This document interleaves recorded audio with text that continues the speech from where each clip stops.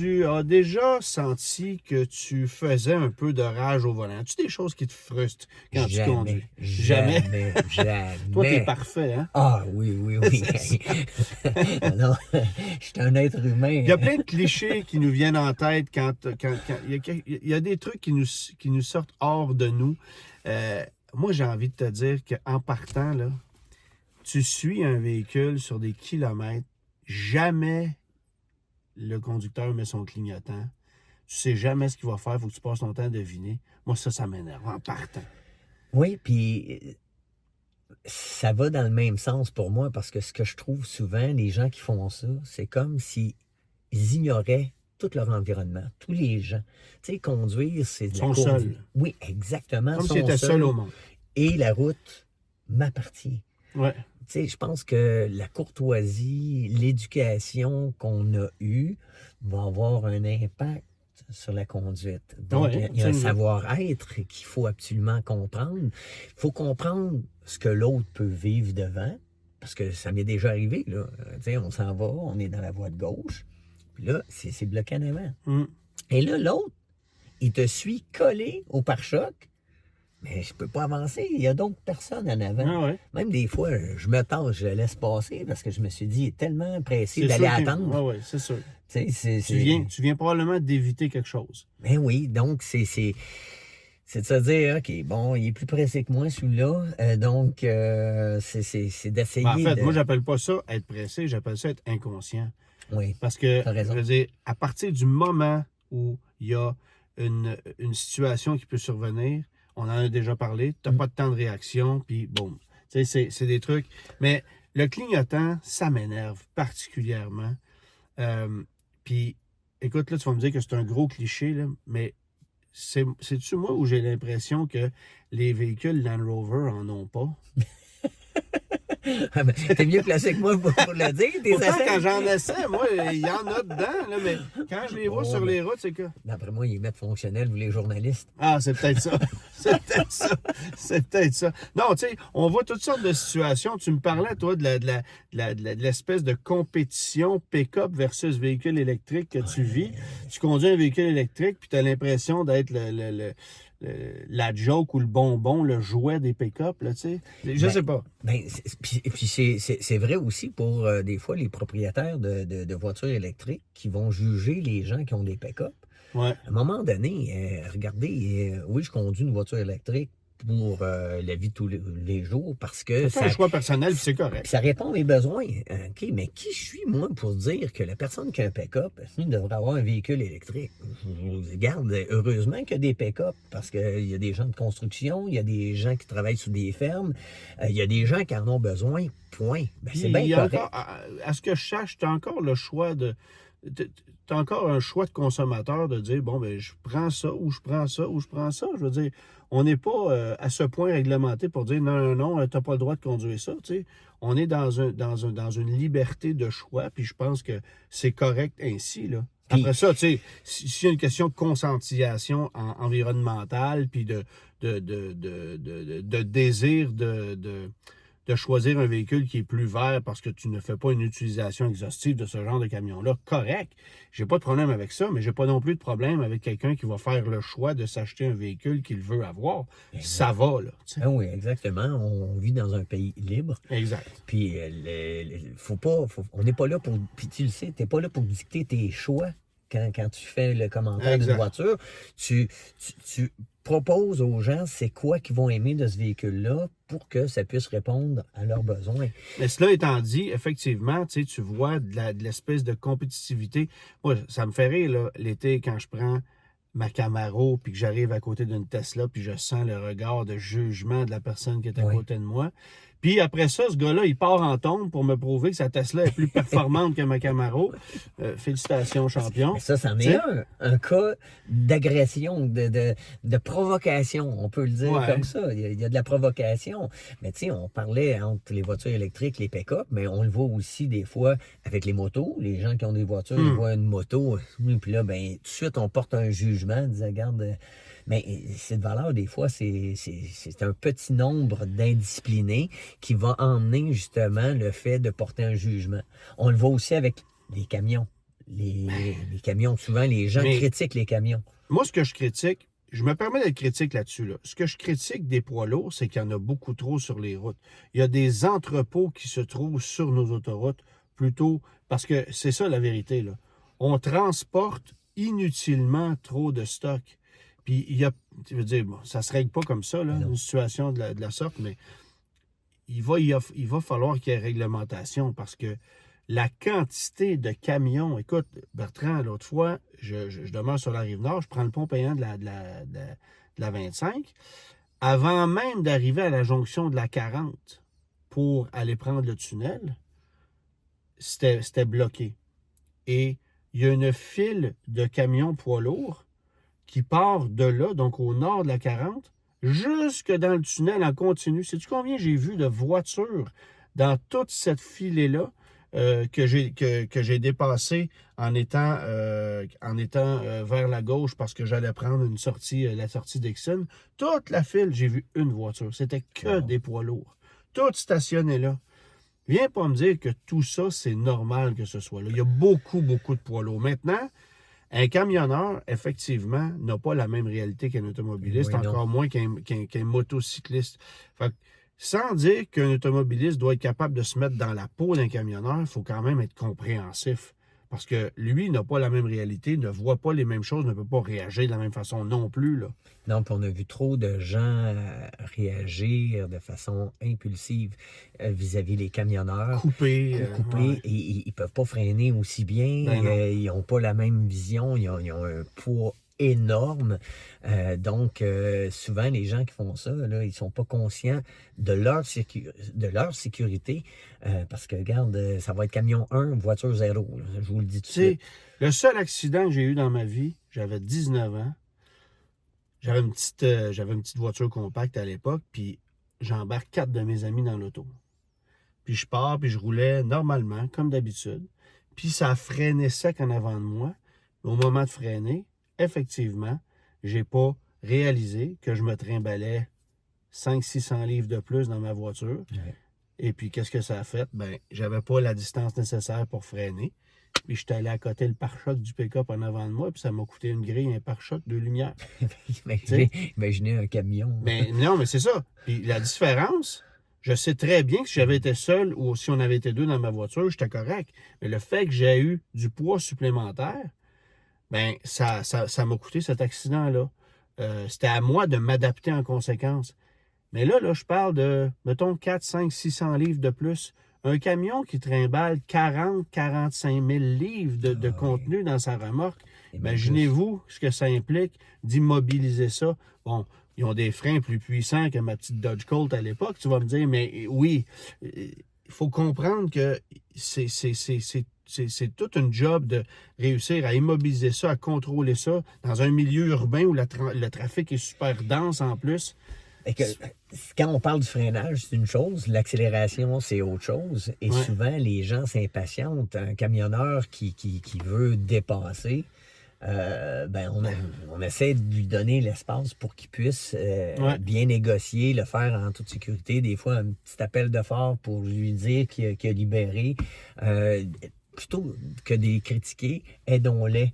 Et à ce moment-là, ben, c'est certain que lorsqu'on voit qu'un camion a de la difficulté à doubler, c'est pas parce qu'il vous écœure, même si c'est choquant des fois de perdre de précieuses secondes, là, on va dire Ouais. ça comme ça. Mais n'empêche que lui, là, en plus de ça, il est limité en vitesse. Ben oui. Il est bloqué. Donc, à ce moment-là, c'est pour ça que ça prend du temps. Donc, les gens, après ça, sont furieux. Ils coupent le Ben, véhicule. un camion peut accrocher une voiture, une moto, sans même s'en rendre compte. Oui. Tu sais, ça arrive, on l'a vu, là, il y a eu même eu des décès conséquences à ça. Les motocyclistes, c'est un peu la même chose aussi. Il faut être conscient du danger que représente le fait de rouler une moto. La plupart des motocyclistes le sont, la plupart des automobilistes qui n'ont jamais conduit une moto n'ont pas cette conscientisation. Ceux qui font du vélo, peut-être, là, puis je ne veux pas tomber dans les autres moyens de transport nécessairement, puis dans le partage de la route, mais ceux qui font du vélo, qui sont sur la rue, sont très vulnérables face à un automobiliste. La moto, c'est un peu ça, mais à plus grande vitesse. Ah ben tout à fait. Et ça, c'est drôle que tu parles de vélo aussi, parce que on le voit, entre automobilistes, vélo, il y a aussi des cas d'agression c'est sévère. Ouais. Tu sais, faut réaliser qu'on partage la route ensemble, et puis Ouais, puis c'est pas parce que, tu sais, je suis un automobiliste beaucoup plus qu'un cycliste, là.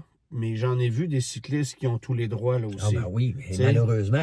Et souvent, ben, on a tendance à juger tous les cyclistes en disant, bon, sont Ouais, c'est tous ça. des gens qui vont pas respecter les arrêts, puis qui vont... Ouais. Tellement que quand je me promène à vélo, moi, je fais mes arrêts à chaque rue. Je vois des automobilistes surpris de voir qu'il y a un vélo qui fait son arrêt, puis là, ben, il te fait signe de passer. Bon, au moins, il y a cet échange-là Ouais, de communication qui est fort intéressant et qui rend la route beaucoup plus sécuritaire parce qu'on ne s'ignore pas, tout simplement.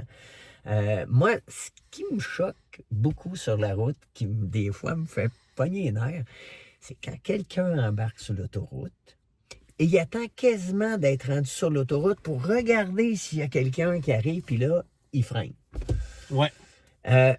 On peut-tu faire un balayage visuel? Vous savez, les vitres de côté, là, on peut regarder, sont transparentes. Ouais. OK? Donc, bien avant, c'est ça qui va faire en sorte de juger ton accélération. Mais combien il y en a qui ajuster. conduisent avec des œillères? Ah, c'est incroyable. Ouais. Puis là, ben, à ce moment-là, souvent, on le voit, c'est la personne sur l'autoroute, OK, qui va les bloquer la voie rapide. Ouais. Et que là, ça défait toute la synchronisation. Puis tu peux pas embarquer sur l'autoroute à 46 km/h Ben non. quand ça s'en vient 100, 110 à côté, là. Tu sais, je comprends que il y a un cédé le passage, puis mais la personne qui est dans la voie de droite sur l'autoroute, qui voit le véhicule arriver, elle a priorité, on le sait. Maintenant, elle peut s'ajuster aussi. Elle peut se tasser dans la voie de gauche pour laisser l'autre entrer. Elle peut accélérer, s'ajuster, mais l'autre aussi doit comprendre que c'est pas lui qui est dans tous les droits, là. C'est cette espèce de jonction-là. Puis je demeure dans un endroit, moi, où l'accès à l'autoroute est très serré.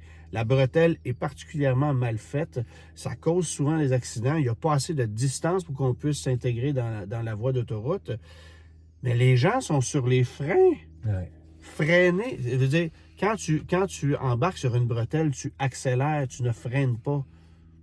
C'est toujours plus payant d'accélérer, là. Ou t'ajustes. S'il y a beaucoup de trafic, t'ajustes. Ouais. Mais le temps de l'avoir vu bien à l'avance va faire en sorte que c'est ça qui va faire la synchronisation de la manœuvre. Et malheureusement, ça là-dessus, je pense que on a à apprendre. Puis moi, j'ai à me calmer quand j'en vois, puis à me dire, bon, ben regarde, on l'accepte. Ah, puis on peut parler des distractions aussi que sont les téléphones mobiles, l'écran central de l'auto, tous les gadgets. Aujourd'hui, là, c'est pas compliqué, là. Il y a des voitures craquées qui ont YouTube dans l'écran central. Imagines-tu ce que ça veut dire? Non, ça c'est... On le voit de plus en plus, là. C'est même pas rare, là. Ah oui, puis souvent, on en voit là qui ont même le téléphone ici, puis là, ben, ils vont couper parce qu'ils sont pas conscients. Mais... Ça aussi, ça fait pogner les nerfs un peu. Je suis tombé sur un vidéo, justement sur YouTube, de Laurent Paquin qui a fait un bon gag là-dessus. Il dit, le règlement sur le cellulaire au volant, ça rend les conducteurs encore plus dangereux. Parce qu'il dit, avant, les gens parlaient comme ça, mais ils regardaient quand même ce qui se passait. Là, parce que c'est plus légal, ils regardent comme ça, puis ils perdent le champ de vision. Mais ils l'ont encore dans la main. J'ai trouvé le gag qui était bon. C'est vrai, Quand tu étais là, c'était peut-être moins pire. Là, là, tu dis, la police pourrait voir que je suis avec un téléphone, donc tu regardes plus la police. Là, en même temps, tu regardes tout le monde. C'est ça. OK, c'est intéressant. Non, j'avais trouvé ça bon, mais tu sais, il y a une technologie de main libre aujourd'hui, ça existe, tu sais. Bon, mais de toute façon, il y a tellement de distractions dans les véhicules maintenant que tout ça, ça peut être dangereux, là. Faut apprendre à utiliser ces écrans-là de façon responsable. Tu sais, quand Ford lance un écran de 12 pouces, Ram en lance un de 14 pouces, puis Tesla, le Cadillac, c'est 27,7. À un moment donné, on va avoir des écrans de 84 pouces, ça va juste être ça. Un écran IMAX. Tu sais, c'est ça. IMAX, tu sais, c'est ridicule, là. Ben, ce sont des gadgets qui sont distrayants, c'est bien évident. Il faut juste apprendre à composer avec ça. Mais oui, il y a toutes sortes de frustrations qu'on vit sur la route. Tu sais, on parlait des poids lourds tantôt. Moi, quand je me fais couper par un camion à gravier qui me garoche tout son stock sur ma voiture à la dernière minute, il me semble que si tu conduis un camion à gravier avec une remorque en arrière, tu es un peu conscient que, veux pas, il y a des débris, là. Arrange-toi donc pour pas faire exprès. Tu sais, c'est des trucs de base. En même temps, les camionneurs ont le droit d'être sur la route aussi. Fait que c'est de pouvoir s'ajuster en conséquence. Tu sais. Tu parles des camions, les tracteurs en campagne. Moi, j'ai la chance d'aller à Nicolet. Et là, il y en a quand même.